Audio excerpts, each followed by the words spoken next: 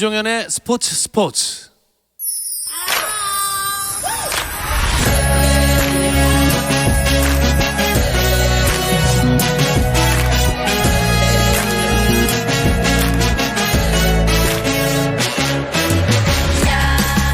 김종현의 스포츠 화요일에는 메이저리그 이야기 헬로 MLB와 잡다한 스포츠 이야기 스포츠 잡스가 있는 날인데요.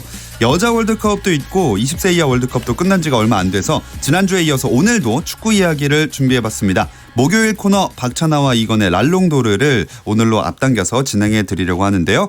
함께해 주실 분 소개하겠습니다. 박찬아 축구 해설위원입니다. 안녕하세요. 네, 안녕하세요. 이제는 좀 일정의 여유가 생기셨나요? 일정의 여유가 뭐 아주 약간 생겼죠. 크게 달라지지는 않은 것 같고요. 이제 매일 그래도 잠은 잘 수 있는 그 정도 됐습니다. 그 정도. 그래도 네. 잠이 중요하니까 네. 또 얼른 기운을 찾으셨으면 좋겠네요. 그리고 또 랄롱도르를 함께하는 또 한 분 유럽에서 바삐 움직이고 있습니다. 얼마 전까지만 해도 폴란드에서 20세 이하 축구대표팀 취재에 집중하고 계셨는데 지금은 어디 있는지 한번 불러보겠습니다. 이건 기자 안녕하세요. 네, 안녕하세요. 이건입니다. 네, 지금 어디에 계신가요? 네, 폴란드 그리고 스페인 마드리드 순회 공연이 아니라 순회 취재를 마치고 드디어 영국 런던으로 돌아왔습니다. 정말 영국에 있다는 말을 오랜만에 듣는 것 같아요. 네, 맞습니다. 제가 5월 28일, 27일, 28일 그쯤에 떠났으니까 약 한 3주 정도 스페인 마드리드 그다음 폴란드를 돌면서 많은 20세 이하 월드컵 그리고 또 챔피언스리그 결승까지 취재를 하고 돌아왔습니다.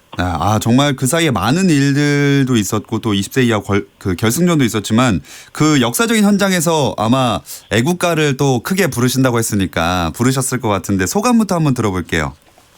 네, 진짜 애국가 정말 목이 터져라 불렀고요. 사실 기자석에서 취재진의 애국가 부르는 것 자체가 사실 그렇게 그러니까 그렇게 이제 그런 평범한 일은 아니었는데 네네. 또 많은 또 한국 기자들이 같이 애국가를 불러줬고 또 이제 그 이제 20세 이하 월드컵 결승전이 끝난 다음에 또 많은 한국 취재진들이 그 어린 선수들에게 잘했다고 박수 쳐주고 믹스존에서 힘내라고 그렇게 얘기를 하면서 뭔가 우리도 이렇게 할 수 있다. 우리가 피파 주간 대회에서 남자 축구가 결승전에 올라간 게 처음이었는데 거기에서 물론 우승은 하진 못했지만 이 모든 사람들, 모든 팬들, 취재진들, 선수들, 스태프들에게 다 우승팀은 이미 우리 대한민국 축구팀이었기 때문에 정말 즐거웠고 정말 자랑스러운 그런 취재였습니다. 네, 정말 그 일로 가셨지만 또 승리하진 못했지만 그래도 정말 뿌듯하고 또 역사적인 아주 기뻤던 순간이 아닐까 싶습니다. 또 박찬하 위원도 그 한국에 있었지만 한국에서도 굉장히 그 좋은 일들이 많았거든요. 길거리 응원도 오랜만에 있었잖아요. 네, 오랜만에 또 많은 시민들 거리라든가 또 경기장에서 거리 응원들이 있어가지고 또 그걸 보러들 많이 가신 것 같더라고요. 네, 경기까지도 승리했더라면 아마 날짜가 토요일에서 일요일을 넘어가는 새벽이었잖아요. 예. 아침에 동틀 때까지 그렇게들 또 마음껏 즐겁게 노셨을 것 같은데 약간 일찍들은 귀가하신 것 같더라고요. 네, 조금 아쉽습니다. 정말 경기 내용을 한번 좀 돌아보고 싶어요. 일단 처음에는 좋았는데 예상대로 흘러가지 않았던 것 같아요. 네, 항상 모든 경기가 원하는 시나리오대로는 갈 수가 없고요. 예. 우리가 이미 결승에 올라가는 과정까지도 우리는 소모가 심했고 체력적으로는 모두 다 바닥이 났던 상태였습니다. 그리고 우리가 상대하기에는 우크라이나가 강한 팀이었고 우크라이나는 자신들이 치렀던 경기 가운데 가장 좋은 경기를 했고 우리는 소모가 심했거든요. 정정용 감독은 한 골을 넣고 난 다음에 아쉬움을 토로했지만 그것은 정정용 감독이기에 가능한 아쉬움인 것 같고요. 우리가 바라봤을 때는 결과를 가지고 얘기를 하는 거는 이 시점에서는 맞지 않는 것 같아요. 분명히 그 상황에서 이거는 정정용 감독이 얘기하는 별개의 문제인데요. 그 상황에서 우리가 공격적으로 나갔다면 왜 앞서고 있는 상황에서 공격적으로 나갔냐고 얘기를 했을 거고 네, 우리가 실질적으로는 수비를 하고 싶어서 선취골을 넣고 난 다음에 수비를 했던 것이 아니라 어쩔 수 없이 올라가고 싶어도 올라갈 힘이 남아있지 않아서 자연스럽게 라인이 뒤쪽으로 형성이 된 것뿐이거든요. 네, 우리 선수들이 여기까지 온 것만으로도 네, 우리가 20세 이하 월드컵에서 2위를 차지한 것만으로도 자랑스럽고 대견합니다. 네, 정말 기분 좋고 뿌듯한 일이었습니다. 이건 기자, 그 결승전 있었던 현장 분위기는 좀 어땠나요? 제가 그 결승전이 폴란드 우치라고 한 바르샤바에서 1시간 반 정도 있는 위치에 있는 한국으로 치면 대구 정도의 뭐 그런 위치에 있는 도시였습니다. 일단 뭐 세 번째 도시이기도 하고 날씨도 너무 무더웠고요. 습기도 많고 그랬는데 제가 분명히 우치에 있었는데 이게 그 대구은행 파크, 그러니까 대구 FC의 홈구장이 그 대구은행 파크에 있었다라는 그런 느낌이 들었어요. 경기장 규모도 비슷하죠. 네, 경기장 규모도 거기가 18,000이고 대구은행 파크가 한 12,000 정도 되니까 거의 비슷하고요.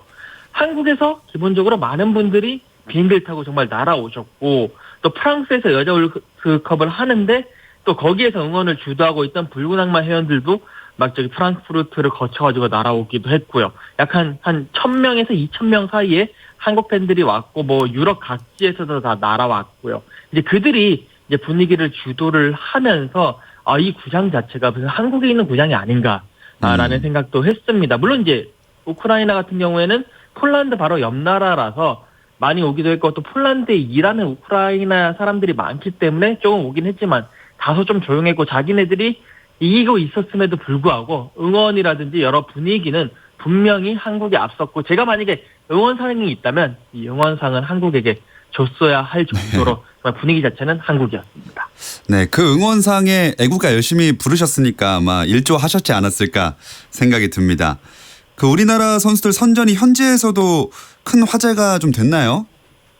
네, 일단 기본적으로 이 대회를 시작하기 전에 이 한국이라는 팀이 결승까지 올라갈 거라고 예상했던 사람들은 거의 없었어요. 사실 이제 뭐 한국 취재진들도 한 8강 잘하면 4강 정도면 괜찮겠다라고 생각을 했는데 그런 측면에서 봤을 때 한국이 결승에 올라갔다.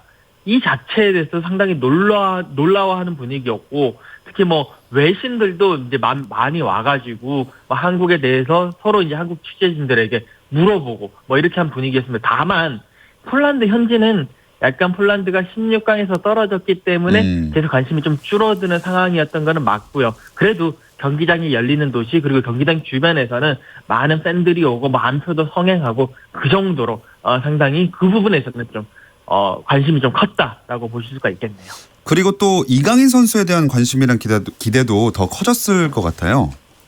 네, 맞습니다. 이강인 선수 이제 뭐 관심이 거의 뭐 세계의 많은 팬들과 세계의 많은 구단들, 세계의 많은 언론들이 관심을 보이는 선수가 됐는데요. 무엇보다도 이 선수가 이게 20세 이하 월드컵이잖아요. 근데 이 20세들이 뛰는 대회에서 2살이 어린 18살의 선수가 활약하고 거기다가 골든볼까지 받는 거에 대한 그런 놀라움이 상당히 컸고요.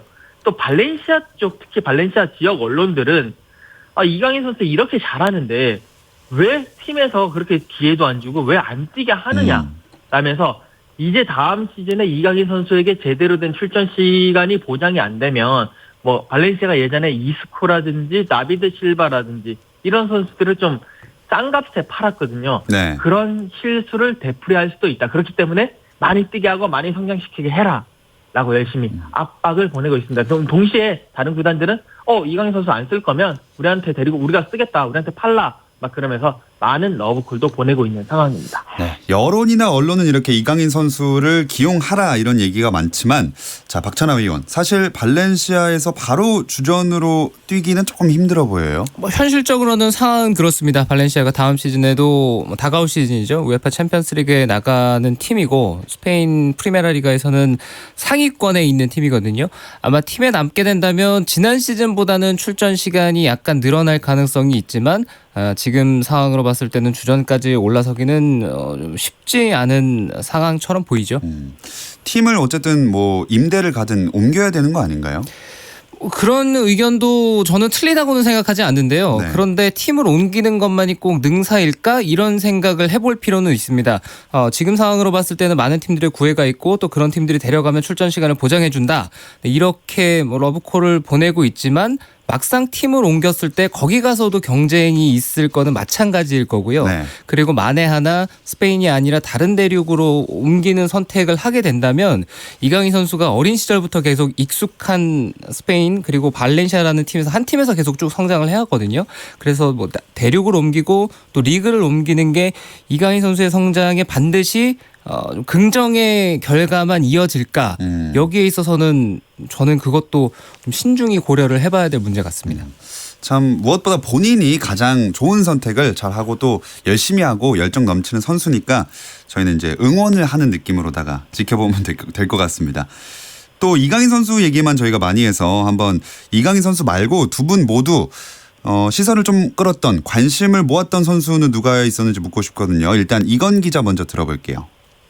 네, 저는 그 오세훈 선수를 확실히 이제 찜했는데요. 이게 사실 이번 대회 앞두고 정종영호의 공격 주축은 뭐 FC서울에서 뛰고 있는 조용욱 선수 그리고 수원에서 뛰고 있는 전세진 선수였는데 이번 대회를 통해서 오세훈 선수가 그 팀의 넘버원 그 공격수로 자리매김을 했고요. 키도 큰데다가 키핑 능력이라든지 제공권도 좋고 마무리 능력도 좋은 모습을 보이면서 향후 뭐 일단 K리그에서도 장신 스트라이커 계보를 이어나갈 수 있는 후보에 올라섰다라고 말씀을 드릴 수가 있겠습니다. 자, 그럼 박찬하 위원은요? 저는 경기에 나섰던 우리 선수들 모두 다 칭찬을 하고 싶습니다. 그래서 한 선수만 얘기하기보다는 제가 초고속 랩으로 21선수 얘기를 정말 다 하고 싶거든요. 예. 네, 근데 저는 시간을 드릴 수 있지만. 네. 21선수 다 네. 모두 잘했다. 네, 저는 이렇게 얘기하고 싶습니다. 항상 이렇게 모두가 잘했다라고 말씀해 주셔서 이건 기자가 좀 민망할 것 같긴 한데 뭐 괜찮으시죠? 네, 뭐 다 제가 업고 가겠습니다.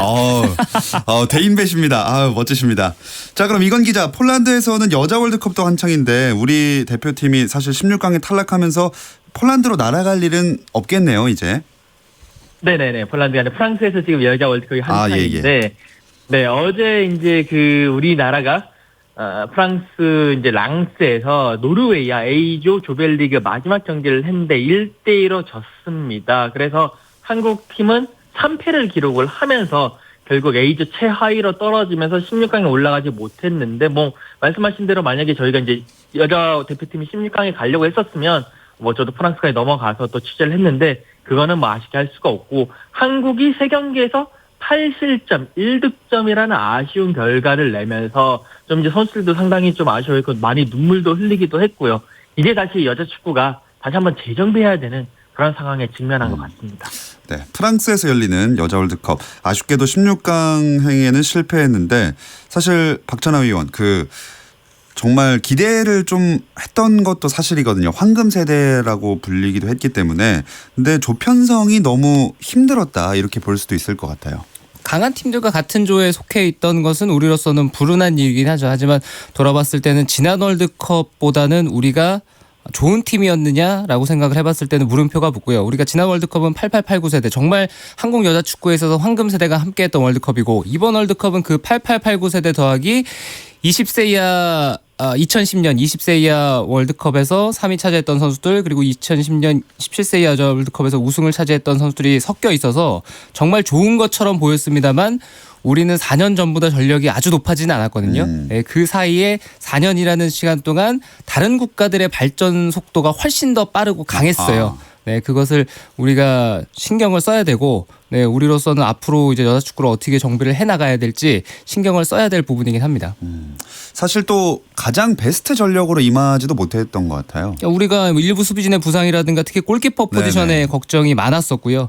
네, 그러면서 후방을 든든하게 채우질 못하고 이번 대회를 시작했던 거, 네, 이것도 우리에게는 불운한 일 가운데 하나였습니다. 네. 참 아쉽게도 우리는 16강에 실패했지만 이건 기자 그럼 유럽에서는 어떤 국가를 여자 축구의 최강자로 보통 꼽나요?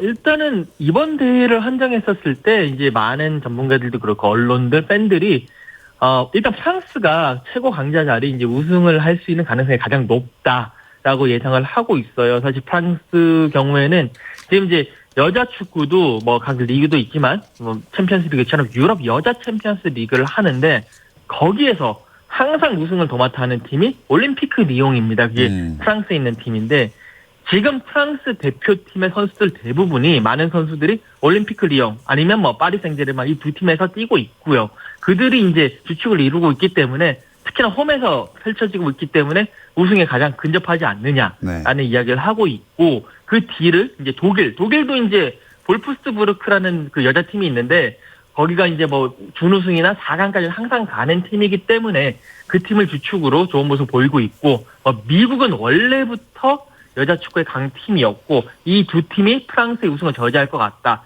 여기에 뭐 일본도 예전에 여자 월드컵 우승을 차지한 적이 있거든요. 그렇기 때문에 일본도 한번 저지를 할 수 있는 가능성이 있는 팀이 아니냐라는 그런 시선과 그런 분석들이 나오고 있습니다.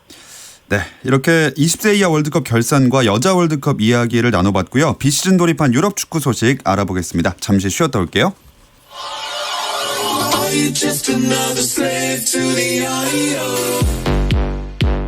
국내 유일 스포츠 매거진 라디오 김종현의 스포츠.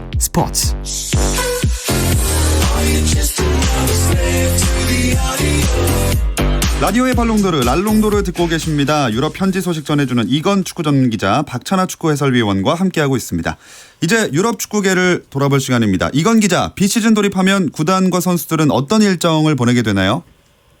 네, 일단 대부분 그 유럽 구단들은 5월 중순에 시즌이 끝났습니다. 물론 이제 챔피언스리그 결승에 나갔던 리버풀, 토트넘 정도만 이제 6월 초까지 경기를 했고요. 대부분 5월 중순부터 한 달에서 한 달 1주 정도 그 정도 휴가를 들어갔는데 이제 슬슬 이제 다시 선수들이 소집을 하기 시작하는 시간이거든요. 6월 중순부터 네. 뭐 소집한 구단들도 있고 이제 뭐 한 주만 더 쉬고 와라 이런 구단들도 있는데 이제 소집을 해서 회복 훈련을 하면서 이제 몸 상태를 조금씩 끌어올리고요. 동시에 이제 프리시즌 매치를 준비를 하게 됩니다. 뭐 이제 뭐 아시아에도 나가서 시즌 매치도 하고 여러 팀들이 맞붙으면서 자신들의 전력을 많이 올리고 있는데 이제 시험을 하고 있는데 그게 약간 7월 초순에서 중순 정도부터 시작을 하거든요. 예. 그걸 위해서 다시 몸을 끌어올리고 무엇보다도 또 이제부터는 이적 시장 시작이 됩니다. 이적 시장 얘기하니까 지금 감독들의 이적 소식이 또 먼저 들려오고 있거든요. 사리 감독이 유벤투스행을 확정했죠? 네, 맞습니다. 이 유벤투스 감독 자리를 놓고 과연 누가 오느냐, 뭐 사리 감독이 오느냐, 포체티노 감독이 오느냐, 무리뉴 감독이 오느냐, 많은 뭐 얘기들이 나왔는데 결국 그 첼시를 이끌었던 사리 감독이 유벤투스행을 확정을 지었고요. 사리 감독 같은 경우에는 이제 지난 시즌, 이제 2018-2019 시즌에 첼시를 맡으면서 뭐 우여곡절이 많았어요. 골키퍼 케파 선수가 항명도 하고 뭐 여러 선수들 뭐 조르지뉴 선수 뭐 캉테 선수 뭐 포지션 얘기도 많았는데 그런 우여곡절 끝에도 첼시의 리그 3위 유로파 리그 우승을 이끌었는데 결국에 사리 감독이 더 이상 뭐 사실 뭐 더 이상 못해 먹겠다라는 네. 그런 심정으로 계약을 이제 계약 해지를 합의를 하고 유벤투스로 떠났습니다. 유벤투스에서는 3년간 이끌게 됩니다. 박찬하 위원이 보기에는 이 사리 감독의 유벤투스행 어떻게 보시나요? 흥미로운 선택이 될 것 같습니다.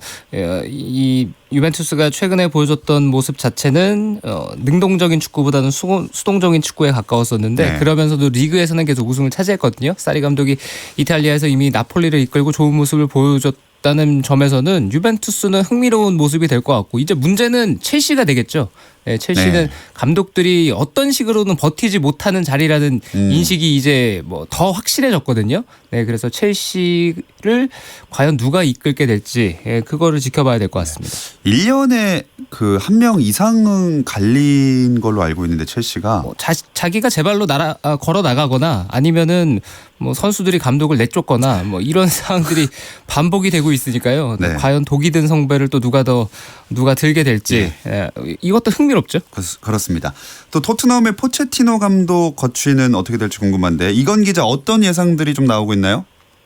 네, 일단 유벤투스 감독 자리가 사리 감독이 되면서 포체티노 감독은 뭐 일단 갈 데가 조금 이제 없어졌어요. 그래가지고 이 토트넘 잔류의 무게감이 실리고 있기는 한데 지금 포체티노 감독은 더 이상 좀 영입을 좀 해달라 선수들 계속 뭐 2017-2018 시즌 도중에 루카스 모우라스를 데리고 온 이후에는 아무도 못 데리고 왔거든요. 네. 그렇기 때문에 이번에도 진짜 영입이 없으면 나 정말 팀 떠난다라고 얘기를 하면서 계속 이렇게 줄다리기를 하고 있는데 당장은 아직까지는 갈 데가 이제 녹록치 않기 때문에 토트넘 잔류하는 게 아니냐라는 쪽 예상들이 많이 있습니다. 사실 그 손흥민 선수도 마찬가지로 이적설이 많이 나오는데 박찬하 위원 사실 이걸 신빙성이 있다고 보기는 지난주에도 얘기했지만 좀 어렵겠죠? 아직까지는 그런데요. 저는 가능성이 아주 없는 얘기는 아니다라는 개인적인 의견이 있어요. 그 이유는 토트넘 쪽에서 봤을 때는 토트넘이 구단주가 장사치잖아요. 네, 그렇죠. 장사치를 예. 봤을 때는 어느 시점이 과연 그 선수의 경제적인 가치를 판단했을 때 정점에 있구나. 네, 이런 것들을 뭐 아무래도 더 좀 몸소 잘 계산적으로 느끼는 판단, 네, 예. 잘 느끼는 인물이니까 손흥민 선수에 대한 계산을 좀 남다르게 할 것 같고 뭐 문제가 있다면 이제 손흥민 선수가 빠져나갔을 때 그걸 대체할 수 있겠느냐. 네, 그 여부니까요. 저는 양쪽의 의견 이적을 할 가능성도 있다 아니면 이적할 가능성이 절대 없다. 이 양쪽 의견이 저는 다 일리가 있는 것 같아요. 박찬하 위원은 항상 다 가능하다, 다 잘했다 이런 식으로 말씀을 하시는 것 같은데 저는 책임지는 걸 좋아하지 않습니다. 잘 알겠습니다. 또 독일 언론이 바이에른 뮌헨 정우영 선수도 프라이부르크 이적할 수 있다 이렇게 전망을 했는데 이거는 얼마나 이것도 반반인가요? 이거는 아마 뭐 가능성이 상당히 큰 것 같아요. 발표가 임박한 분위기도 없지 않아 있고요. 뭐 보도에 따르면은 곧 메디컬 테스트를 받을 거다 아니면 이미 메디컬 테스트를 받았다 이런 얘기까지 전해질 정도니까 신빙성이 상당히 높은 것으로 알고 있습니다. 자, 과연 이적을 하게 될지 어떨지 한번 지켜봐야 될 것 같고요. 이건 기자, 그러면 여름 이적 시장 이번에 올해 가장 핫한 선수는 또 누굴까요? 네, 지금 이제 에단 아자르 선수가 레알 마드리드를 갔기 때문에 그 이후에 가장 관심이 큰 선수는 역시 폴 포그바. 맨유에서 과연 맨유를 떠날 것이냐 아니면 맨유에 잔류할 것이냐 그 부분, 그리고 파리 생제르맹에서 많은 비난과 많은 비판을 받고 있는 우리 네이마르 선수가 다시 우리 바르셀로나 네이마르. 돌아갈 것이냐 아니면 레알 마드리드로 갈 것이냐 뭐 이런 부분에 대해서 상당히 많은 관심들을 받고 있습니다. 자, 유럽 이적 시장에 관련된 소식이 있으면 앞으로도 많이 전해주시길 바라겠고요. 이제 이건 기자도 좀 편하게 쉬실 수 있겠죠? 네, 뭐 한 이번 주 정도 잠시 쉬고요. 다음 주부터 다시 뭐 이적장도 보고 또 여러 가지 또 선수들도 있고 또 윈블던 테니스 한번 갔다 올 것 같아가지고 열심히 또 발품을 팔아야 될 것 같습니다. 네, 잠깐 다른 종목으로 이렇게 그 눈길을 돌리시네요. 네, 맞습니다. 네, 잘 구경하고 또 잘 취재해서 돌아와 주시기 바라겠습니다. 오늘 고맙습니다. 네, 감사합니다. 자, 그리고 박찬하 위원과도 인사를 나눌 시간이 다가오는데 그 전에 좀 여쭤볼게요. 코파 아메리카 이 대회에 왜 일본과 카타르가 나오는 거죠? 두 팀은 쉽게 생각하시면 초대를 받아서 초대자의 자격으로 참가를 하신다고 보면 되겠습니다. 남미 대륙이 10개 국가가 있잖아요. 예. 그래서 10개 국가로만 단일 대회를 치르는 건 무리가 있어요.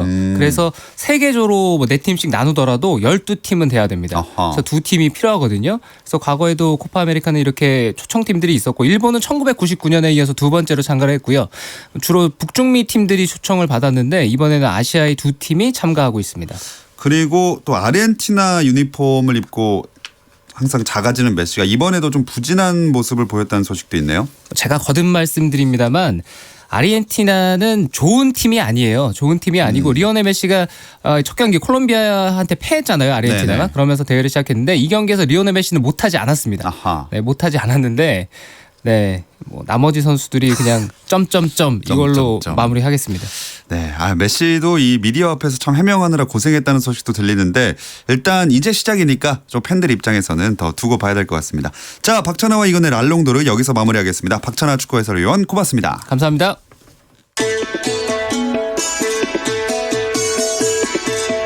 프로야구 경기 다시 짚어드리겠습니다. SK와 기아 8회 말 2대4고요. NC 두산 5회 초 6대5, 롯데 11, 한화 2점 7회 초입니다. 또 LG 삼성 7회 초에 5대6으로 삼성이 한 점 앞서고 있습니다. 마지막으로 KT와 키움은 8회 말 3대2로 키움이 근소하게 우위를 점하고 있습니다.